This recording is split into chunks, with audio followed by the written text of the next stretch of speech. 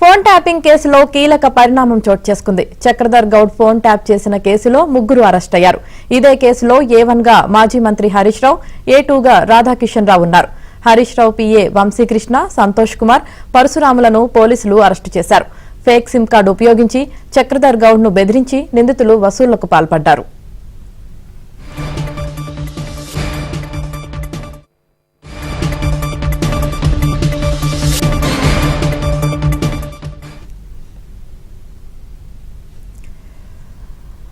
Chakradhar Goud phone tap చేసిన కేసులో ముగ్గురు అరెస్ట్ అయ్యారు. ఇదే కేసులో A1 గా మాజీ మంత్రి హరీష్ రావు, A2 గా రాధాకిషన్ రావు ఉన్నారు. హరీష్ రావు PA వంశీకృష్ణ, సంతోష్ కుమార్, పరశురాములు పోలీసులు అరెస్ట్ చేశారు. ఇక దీనికి సంబంధించి పూర్తి సమాచారం మా క్రైమ్ కరెస్పాండెంట్ ప్రవీణ్ అందిస్తారు. ప్రవీణ్, ఫోన్ ట్యాపింగ్ కేసులో ఒక కీలక ట్విస్ట్ వెలుగు చూసిందని చెప్పాలి. ఇప్పటికే చక్రధర్ గౌడ్ కాంగ్రెస్ నేత ఇచ్చినటువంటి కంప్లైంట్ తోటే తన ఫోన్ ట్యాప్ చేశారని గతంలో మాజీ మంత్రి హరీష్ రావుతో పాటు రాధాకిషన్ రావు పై కూడా కంప్లైంట్ చేయడం జరిగింది.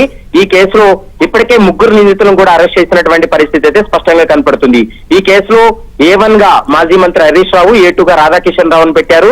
అయితే తాజాగా హరీష్ రావు PA వంశీకృష్ణతో పాటు సంతోష్ కుమార్, పరశురాములు అనేటువంటి ముగ్గురు వ్యక్తుల్ని కూడా పోలీసులు అరెస్ట్ చేసినటువంటి పరిస్థితి కనపడుతుంది.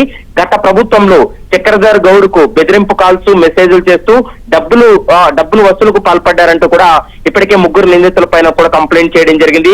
వంశీకృష్ణ, సంతోష్ కుమార్, పరశురాములు ముగ్గురు కలిసి ఒక రైతు దగ్గర డాక్యుమెంట్స్ తీసుకొని సిమ్ కార్డు కొనుగోలు చేసి రైతుకు తెలియకుండానే ఆయన డాక్యుమెంట్స్ తోటి సిమ్ కొనుగోలు చేసిన తర్వాత అదే సిమ్ ను ఉపయోగించి చక్రధర్ గౌడ్ కు బెదిరింపు మెసేజ్లు చేశారనేటువంటి అంశాన్ని ప్రస్తుతం పోలీసులు గుర్తించడం జరిగింది. సిద్దిపేట నియోజకవర్గంలోని సామాజిక కార్యక్రమాల్లో చక్రగౌడ్ పాల్గొనకుండా బెదిరింపులకు పాల్పడ్డారని, గతంలో ఆరోగ్యశ్రీలో పనిచేస్తున్నటువంటి చేస్తూ అవినీతి ఆరోపణలు ఎదుర్కొన్నటువంటి వంశీకృష్ణ ఇతనే కీలక నిందితుడుగా ఉన్నాడంటూ కూడా అందులో పేర్కొన్నారు. ప్రస్తుతం పోలీసులు కూడా అన్ని కోణాల్లో దర్యాప్తు కొనసాగిస్తున్నటువంటి పరిస్థితి కనపడుతుంది. ప్రస్తుతం ఈ కేసుకు సంబంధించి అయితే మాత్రం ఇప్పటికే తెలంగాణ హైకోర్టులో 2 పిటిషన్స్ కూడా పెండింగ్ లో ఉన్నాయి. మిగిలినటువంటి ముగ్గురు నిందితుల్ని కూడా అరెస్ట్ చేసి వారి ముగ్గురిని కూడా జ్యుడిషియల్ రిమాండ్ కూడా తరలిస్తున్నటువంటి పరిస్థితి అయితే కనపడుతుంది.